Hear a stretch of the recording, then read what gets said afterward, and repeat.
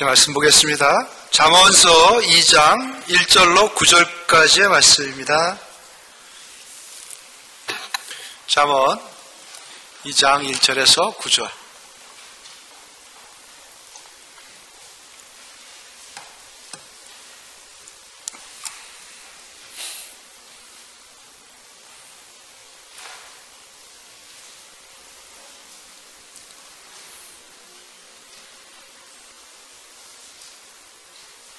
이따 폐회성은 어떻게 하시려고 반주님 가셔?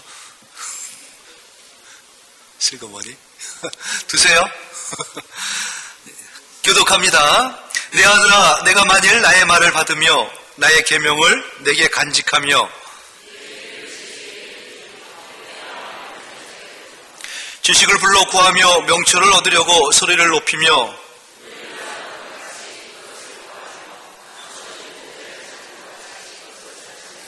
여호와 경외하기를 깨달으며 하나님을 알게 되리니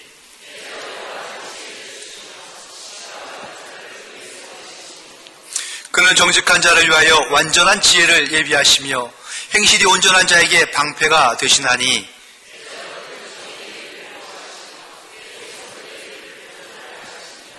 그런즉 내가 공의와 정의와 정직 곧 모든 선한 길을 깨달을 것이라.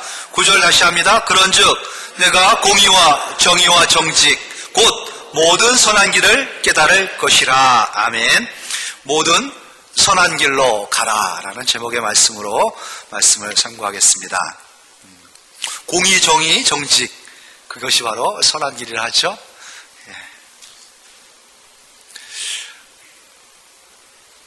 낙하산하고 인상하고 공통점이 있습니다.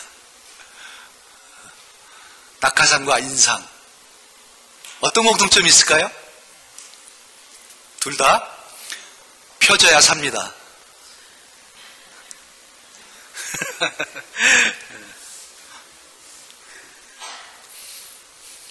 구겨지면 죽습니다. 인상 피고 사십시오. 하나님의 은혜가 머무는 듯한 그 인상.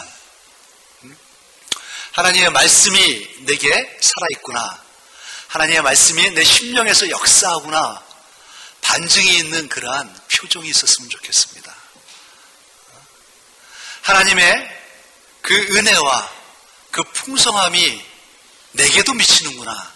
나도 그리스도 예수 안에서 성령으로 하나님의 놀라운 역사가 머물고 그 흔적이 내 삶 가운데 드러나는구나. 그러한 하늘의 풍경이 있는 사람, 그러한 사람이 되어야 되지 않겠습니까? 우리의 삶, 우리의 인생은 참 부유합니다. 넘칩니다. 세상에 어떠한 사람도 높은 주위에 있는 사람, 학식이 많은 사람, 또 돈이 많은 사람, 그 누구도 절대 한 번도 듣지 못했던 하나님의 말씀을 우리는 매주 혹은 매일 순간순간마다 듣습니다. 이거는 특권입니다. 듣고 싶어도 그들은 듣지 못합니다. 들을 마음조차도 그들에게는 일어나지 않는 거죠. 하나님께서 그들에게 말씀하고 싶지 않은 겁니다. 들려주고 싶은 사람이 있는 겁니다. 말해주고 싶은 사람이 있는 거예요. 특별한 사랑을 받은 사람들, 사랑하는 사람들에게 주시는 겁니다. 이스라엘 백성들 말씀이 흔했다 하죠. 그들은 선민입니다. 특별한 백성이었어요. 특별한 백성에게 하나님께서 특별히 말씀하셨습니다. 너희만 들어라. 근데 그 말씀이 너무 흔하다 보니까, 지천에 깔려 있다 보니까 점점 소홀하고 무시하기 시작합니다.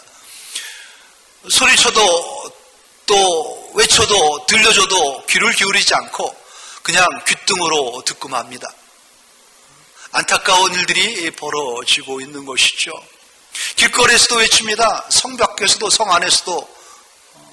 이거는 어느 백성도 어느 민족도 얻지 못한 그런 놀라운 은혜인데, 이들만이 누리고 있는 그런 호사인데 그들은 잘 따르지 못한 거예요. 아무리 하나님의 백성이다 한다 할지라도 선택되어진 전능하신 하나님께서 구별하여서 따로 뽑아놓은 하나님의 백성이라 한다 할지라도 선택권은 그들에게 있습니다. 그들이 만약 하나님의 그러한 특권의 은총을 거절한다 하면은 그들이나 세상 사람이나 별 차이가 없는 그러한 길을 걷게 되는 것이죠. 똑같습니다. 이스라엘 백성 앞에도 하나님께서 허락하신 지혜의 길이 있고 승리의 길이 있고 행복의 길이 있습니다. 또 반대로 멸망의 길이 그들에게도 있는 것입니다. 앞에 있는 두 문을 열 수 있는 그 의지, 선택권은 항상 내 손에 있는 것이죠. 인상 피십시오. 그렇게 인상 쓸 거 없습니다. 우리 의식해야 되는 겁니다. 의도해야 되는 겁니다. 인상과 신앙이 같아요. 하나님의 은혜가 있기 때문에 우리는 평강이라 하지 않습니까? 평강이 있는 걸 어떻게 합니까? 하나님의 은혜가 내게 있는 걸 어떻게 합니까? 사람이 기쁘면 막 웃습니다. 슬프면 막 울지요. 근데 웃다 보면 기뻐지고요. 울다 보면 슬퍼집니다. 하나님의 은혜가 내게 있습니다. 있다고 믿으세요. 그냥 그렇게 간주하세요. 그렇게 주장하는 겁니다. 이 믿음 봐라. 하나님께서 역사하시는 겁니다. 그래서 앞으로 여러분들 가운데 하나님의 은혜가 있구나. 말씀이 이 안에 머물러 말씀이 자라고 싹이 나가지고 싹이 나서 열매가 있구나 라는 것은 여러분의 표정을 통해서 제가 판단하겠습니다. 복이 들어오는 입이 있고 복이 나가는 입이 있다 그랬죠. 입꼬리가 올라가면 복이 머뭅니다. 그릇처럼 다 머무는 거예요. 입꼬리가 처지면 복이 새버립니다. 다 쭉쭉. 의도해야 되는 거예요. 의식해야 되는 겁니다. 나는 행복자다. 하나님의 말씀이 내게 있고 나는 하나님의 말씀을 붙잡은 자다. 하나님의 성령이 내 안에서 역사하고 나를 끊임없이 부단히 무지무지 성령은 고쳐주려고 애쓰신다. 내가 협조자다. 주님 앞에 손을 내미는 자고 주님과 함께 하려고 나는 내놓은 자다. 하나님 앞에 나는 오픈된 자다 라는 것을 의도하시고 의식하십시오. 밥 먹을 때 그냥 있는 거 주워 먹지 않지 않습니까? 뭘 먹을까 생각하고 어떻게 먹을까 궁리하고 좋은 방법을 써가면서 요리를 해내고 그것도 먹는 거 아닌가요? 하나님의 은혜도 그렇습니다. 그냥 뚝뚝 떨어져 주어지는 거 아닙니다. 힘쓰고 애쓰고 노력해야 돼요. 그런 다음에 취해야 되는 겁니다. 우리에게는 그걸 취할 수 있는 특권이 있어요. 삶이 말씀처럼 되어지는 그러한 표현 있는 삶. 여러분의 삶에 성경이 기록되어져 있는 그러한 삶 되시기를 축원하고요. 그러한 말씀이, 그러한 은혜가 표정으로 드러나는 그러한 은혜로운 표정. 여러분 보면은 교회 나오고 싶은 그런 마음이 들게끔. 우리 교회 처음 오신 분이 우리 교회 처음 와서 여러분을 만났어요. 영암교회 교인이라고. 근데 그 화나는 신경질 난 모습 가지고 불쾌해져 가지고 돌아가는 게 아니라 이 은혜로운 교회구나. 이렇게 말씀을 드리는데도 이렇게 험한 인상을 쓰시는 건 뭡니까? 마음에 안 들어요? 말씀이? 여러분 귀에, 여러분 입맛에 맞게끔 말씀이 전해지는 건 아닙니다. 힘들어도 의도하라고 말씀하잖아요. 고치시라니까요. 변화시키라니까요. 하나님의 은혜가 내게 머무른다니까. 하나님의 역사, 하나님의 말씀의 역사가 내 안에서 강력하게 일어나고 있어요. 그거에 협조를 해야 되는 겁니다. 내가 해보시는 거예요. 믿음 가지고 나가보는 겁니다. 베드로가 물 위에서 파도하고 사투하고 있을 때에 차마침에서 무슨 그림자 같은 게 물 위로 막 오고 있습니다. 보니 예수님이에요. 와, 예수님이다. 예수님 맞습니까? 나다. 예수님 맞으면 내가 예수님께 가겠습니다. 와라. 배 안에 앉아가지고 간다 온다 백날 말해봐야 그는 아무것도 못 보는 겁니다. 물속으로 뛰어들었잖아요. 물 위로 막 걸어갔잖아요. 해봐야지 기적이 일어나는 겁니다. 역사가 일어나는 겁니다. 하셔야 되는 거예요. 말씀이 그렇게 말씀하셔가지고 들려졌다 그러면은 말씀대로 순종해 나가야 되는 겁니다. 그래야 믿음의 역사가 이루어지는 거예요. 조금씩 맛보아지면서 큰 것도 경험하게 되는 겁니다. 제일 작은 것부터 시작합시다. 우리 입꼬리 올리는 것부터. 내 인생은 낙하산이다. 구겨주면 죽는다. 은혜가 머물지 못한다. 머무는 흔적을 만들겠다. 피시기 바랍니다. 뉴욕에 이사간 어떠한 사람이 교회를 찾는데 도대체 갈 교회가 선뜻 정해지지 않는 겁니다. 교회도 안 보이고요. 주일날 막 차를 몰고 오다가 사거리에서 교통순경한테 물어봤다죠. 이 근처에 갈 교회가 있습니까? 그랬더니만은 교통순경이 막 하더니 다음 블록에서 좌회전해가 우회전하면 딱 그 교회가 있습니다. 그래서 막 그 순경이 가르쳐준 대로 갔어요. 근데 교회가 있더라고요. 은혜로운 예배를 드리고 나왔습니다. 나와서 집으로 가다 보니까는 다음 블록에도 교회가 있었고 그 다음 블록에도 교회가 있었어요. 그런데 이 교통순경이 다음 블록의 교회를, 세 번째 교회를 가르쳐 준 거예요. 희한했죠? 이상해가지고 오는 길에 또 그 순경에 있어서 물어봤습니다. 아니, 교회들이 이렇게 많은데 왜 그 교회를 소개했습니까? 다른 교회는 잘 모르겠는데 꼭 그 교회에 나오는 사람들의 성도들의 모습을 보면은 교인 같더라고요. 다른 교회는 잘 모르는 겁니다. 교인 같은지. 근데 그 교회 성도들이 나올 때 보면 꼭 교인 같다는 그러한 표현을 믿지 않는 교통순경이 하고 전도를 해준 겁니다. 가르쳐 준 거죠. 피십시오. 의도적으로 피셔야 됩니다. 그런데 제가 이렇게 말씀을 드려도 이게 좀 어려워요. 하나님 말씀대로 순종해서 산다는 게 쉬운 게 아닙니다. 왜 쉬운 게 아니냐 하면은 말씀대로 해가지고 덕되는 게 없어요. 쉽게 말씀을 드리면은 그렇게 한다고 했다 할지라도 말씀대로 우리가 따라간다 할지라도 우리의 출세를 보장해 준다든지 그게 진짜 돈이 된다 이런 게 없는 겁니다. 때로는 손해가 되고 때로는 이 일로 말미암아 불이익을 당하는 거예요. 무시를 당하고 손가락질을 당하면서 뭐 이상한 사람을 취급받기도 합니다. 말씀대로 하다 보면 1955년생에 지금 57세쯤 됐죠? 젊은 한 남자가 있습니다. 그 사람이 뭐라고 했는지 압니까? 돈이 얼마나 있는지 모르겠지만은 먹고 입을 것이 충분한 나를 위해서 더 이상 돈 쓸 데가 없다 이런 말을 한 사람이에요.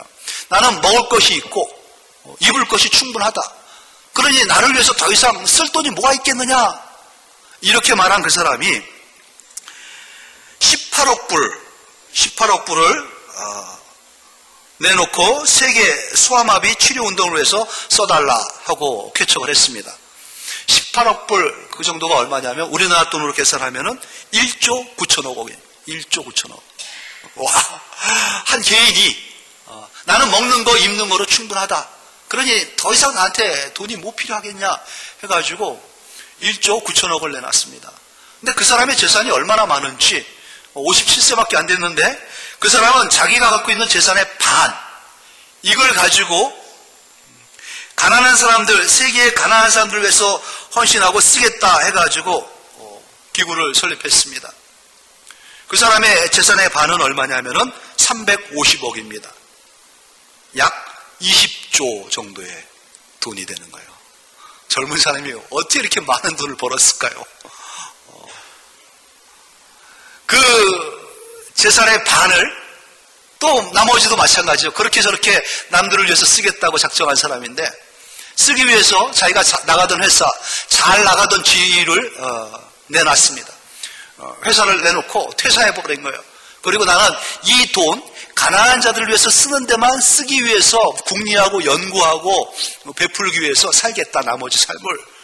그리고 회사를 뛰쳐나가가지고 부부가 둘이서 그 자산 사업하는 데만 헌신으로 수고하고 애쓰고 있는 그러한 사람이 있습니다. 참 돈 안 되는, 돈을 버리는 그러한 일에 몰두하는 사람이죠.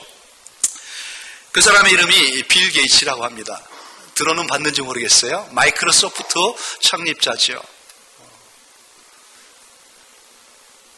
돈 벌기 위해서 평생 바둥대는 우리가 봤을 때는 참 이상한 사람입니다. 한심한 사람이에요. 또 반면에 이러한 사람이 한 명 있습니다. 우리나라에 동반 성장위원회라는 게 있어요. 같이 성장하자라는 뜻으로 대기업과 중소기업이 같이 잘 됐으면 좋겠다.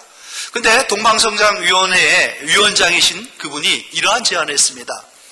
이윤 초과분에 대해서 목표한 이윤이 있다. 그러면 그거 말고 이윤이 목표를 했는데 그거보다 더 넘는 그 이윤은 같이 중소기업과 대기업이 같이 한번 잘 살 수 있도록 이렇게 좀 중소기업을 위해서 희사하고 좀 투자하자, 이러한 제안을 했습니다.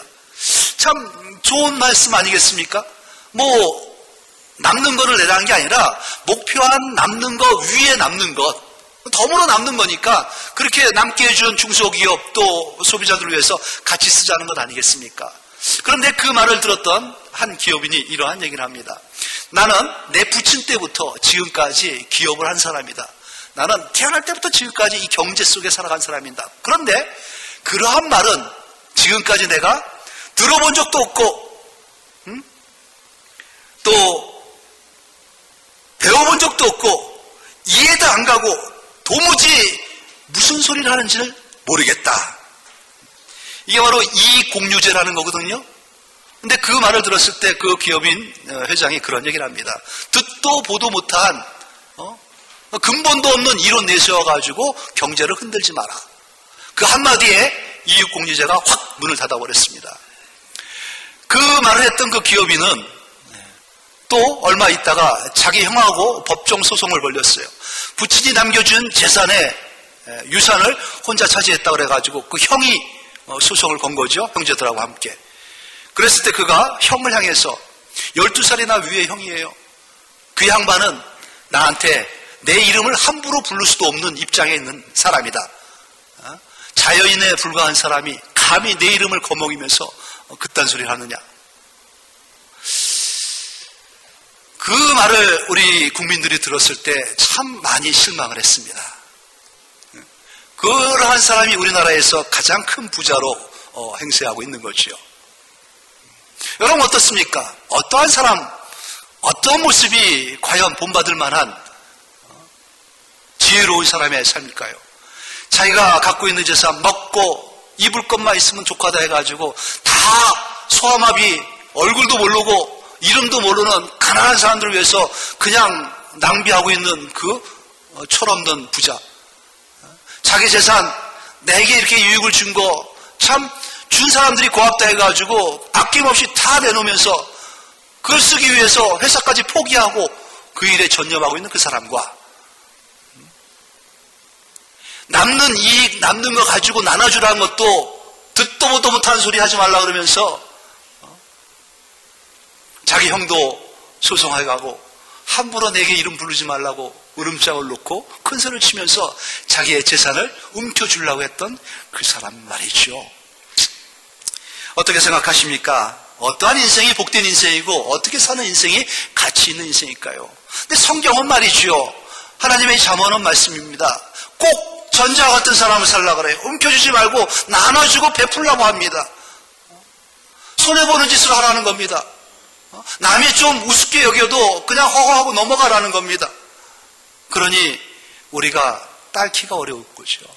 차라리 인간적인 면을 내세워서 악착같이 움켜줘야 된다. 형제의 싸움도 불사해야 된다. 지켜라, 싸워라, 간직하고 너를 위해서 철저히 죽을 때까지 쓰고 남으면 네 자손에게 남겨주고 가라.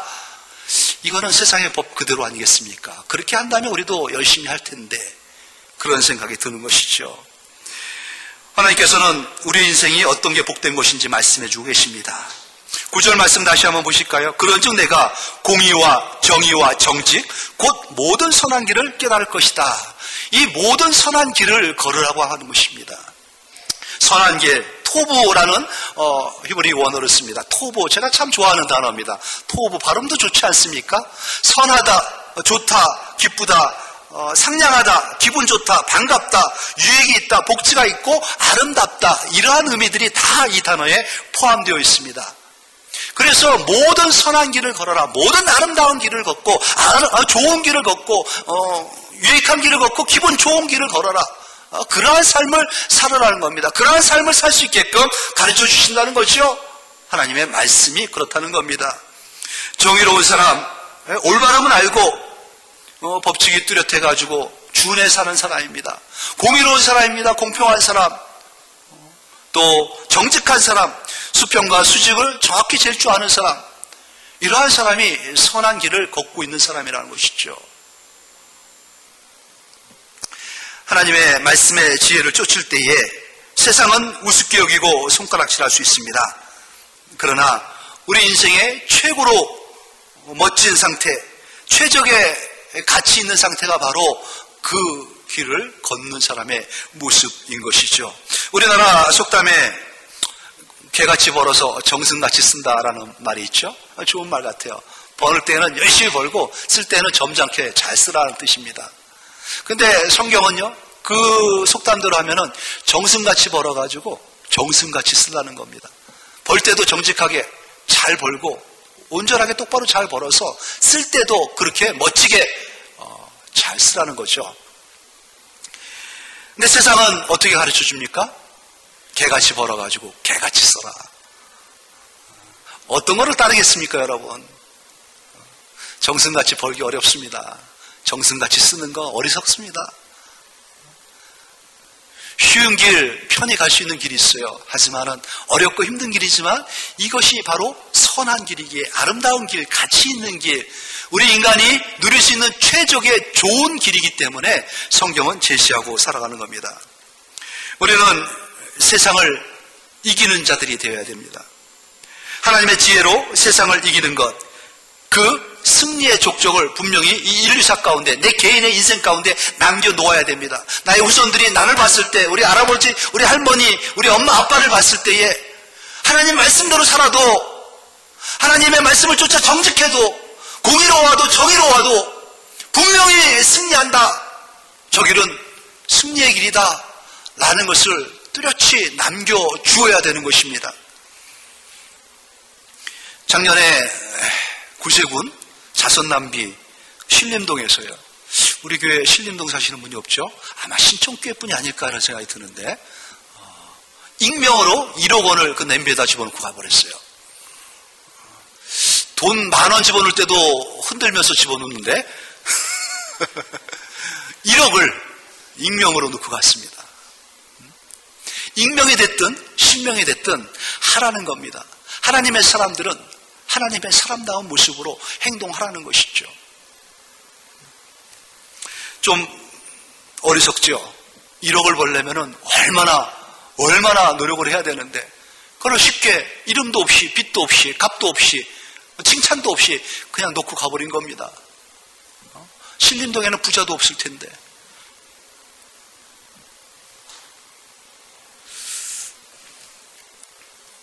선한 길을 이렇게 걷는 사람들이 더 많이 나와야 됩니다. 손으로 악을 이겨가는 사람들, 그러한 사람들이 가득 찬 세상이 도래되어야 되는 것이죠. 어떻게 하면 그렇게 멋진 인생을 살 수 있을까? 오늘 말씀이 우리에게 그 길을 인도해 주고 있습니다. 자, 이제 말씀의 후반이죠. 옆에 본 주무신 분들 좀 깨워주십시오. 목사님이 지어놓고 왜 나보러 깨우라 그래요?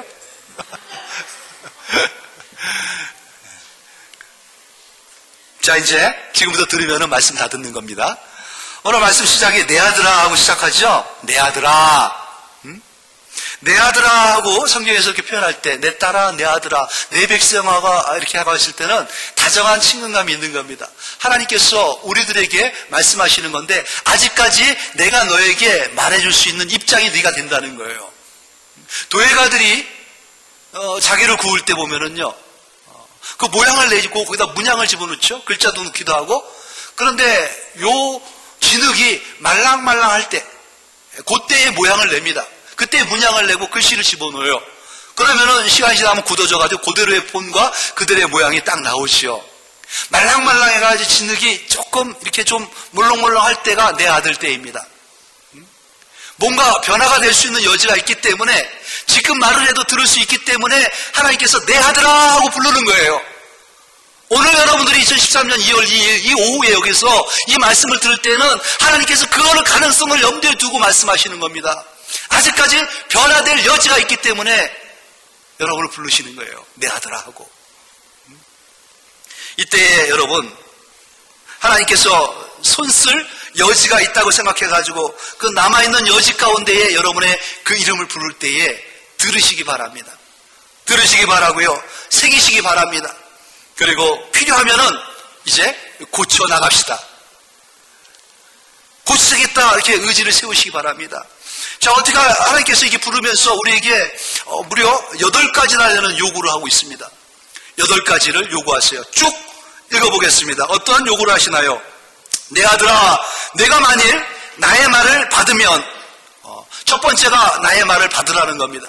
주의 말씀을 받으라는 거예요. 두 번째는 나의 계명을 내게 간직하며, 주신 말씀 그 계명을 이제 받고 간직하는 겁니다.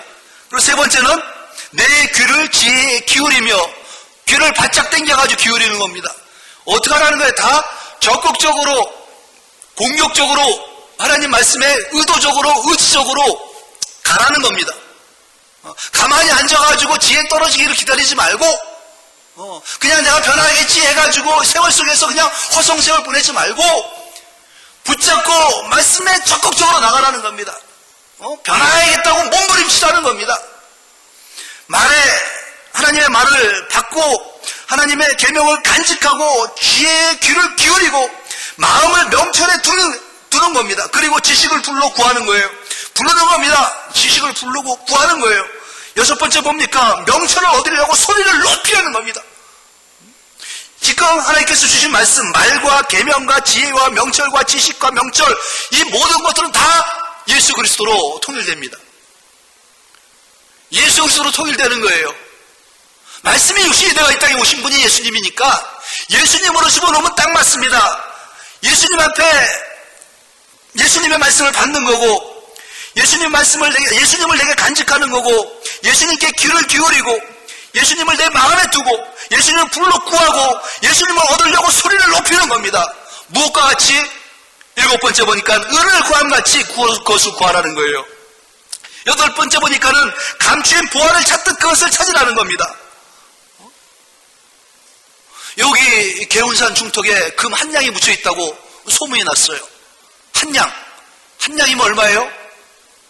270만 원? 그러면은 제가 처음으로 여러분한테 이 정보를 드렸다. 그러면은 예배 끝나고 어디로 가실까? 슬금슬금 저 눈치를 보면서 김정수 집사님한테 하겠지. 왜냐고요? 삽 구하려고. 그냥 홈이라도 좀 줘봐. 개미같이 붙어가지고 순식간에 이 개울산이 파헤쳐질 겁니다. 하나님의 말씀이 은을 구하듯이, 보화를 캐듯이 그렇게 구하고 찾으라는 거예요.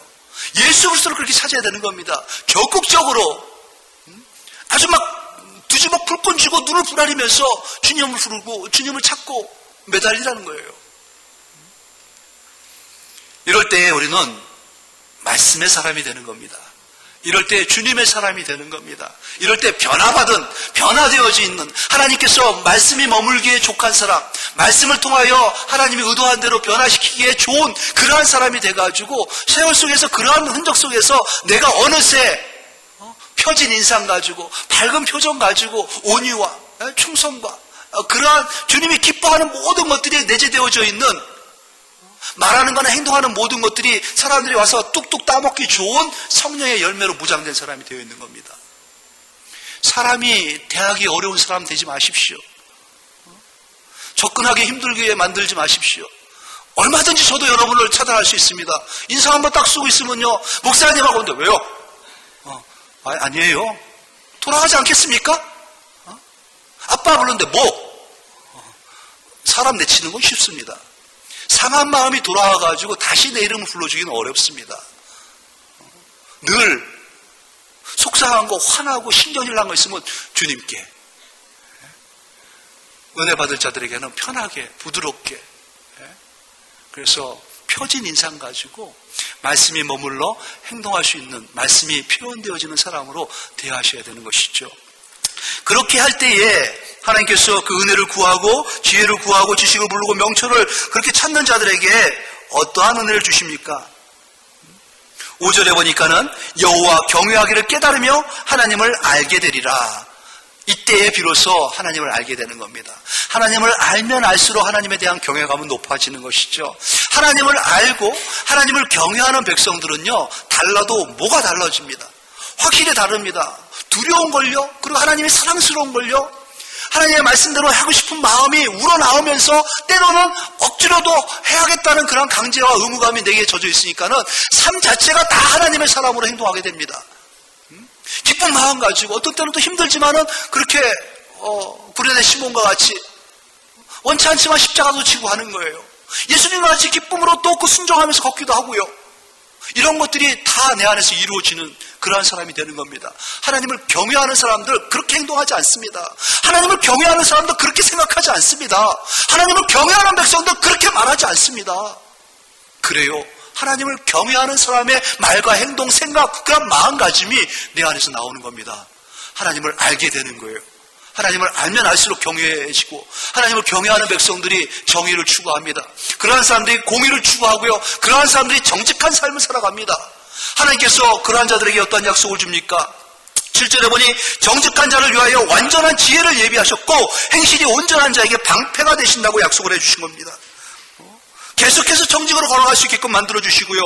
지혜와 지식과 명철을 줘가지고 공의의 길을 붙잡고 나갈 수 있게 해주시고, 올바름을 보호해주시고 보존해줘가지고 정의로움이 흘러나올 수 있는, 하수와 같이 흐르는 공의가 넘치는 그러한 인생이 되게 해주실 것입니다. 그 사람이 국무총리 후보로 올라갈 줄을 누가 알았겠습니까? 내가 헌법재판소 소장이 될 줄을 꿈에나 생각했을까요? 그거 하나 따르면은 그렇게 흠이하게 티미하게 인생 살지 않았을 겁니다. 애들 군대 빼려고 노력 안 했을 것이고, 어디 돈 된다 그래가 여기저기 눈 밝혀가면서 땅 투기 집 투기 하지 않았을 겁니다. 그죠? 모르는 겁니다. 어떻게 쓸지를. 우리가 떳떳하게 쓰임받는 사람이 되기 위해서는 그때를 대비해야 되는데, 지금부터 정직한 길, 공의로운 길, 공평한 길, 정의의 길을 걷는 게 몸에 배어 있어야 되는 겁니다. 그러기에 하나님께서 쓰시고자 할 때 짝깍 쓰일 수 있는 사람이 되는 것이죠. 그러한 사람들이 손해보는 것 같아요. 조금 손가락질도 받습니다. 내가 좀 무시도 당합니다. 그래도 말씀이 그렇다 그러면은요, 말씀대로 해야 되는 건 아니겠습니까? 그게 승리의 길이기 때문에 그렇습니다. 거기가 하나님께서 기뻐하시는 선하신 하나님의 선한 길이기 때문에 그렇습니다. 토부, 선하고 상냥하고 기분 좋고 반갑고 좋고 유익이 있고 복지가 있고 아름다운 인생 최고의 상태, 하나님께서 지혜를 구하는 여러분들, 그리스도를 사랑해서 그리스도와 함께하고자 하는 여러분과 그 길로 같이 걸어가면서 더 넘치는 은혜를 부어주실 것입니다. 한 주 이제 친척들도 만나고 또 친척들도 찾아뵙겠죠. 이웃들도 그렇고요. 마음 넓히시고 그들에게 넘치는 선함을 베푸는 여러분들 되시길 소망합니다. 그러한 인생 되길 바라시고요. 주님께서 우리에게 말씀하신 거 나누고 베풀라고 하죠. 주라, 그리하면 너희에게 줄 것이니 곧 후이되어 누르고 흔들어 넘치도록 너희에게 안겨주리라 약속하신 겁니다. 이때에 줄 수 있는 기회입니다. 여러분 마음에 품고 있는 예비신자들 3명 이상 다 품고 계시죠? 네, 그분들에게 줄 수 있는 기회입니다. 티 안 나게, 나의 속셈이 노출되지 않게 그들에게 사랑을 베푸시고 관심을 쏟아부으시기 바랍니다.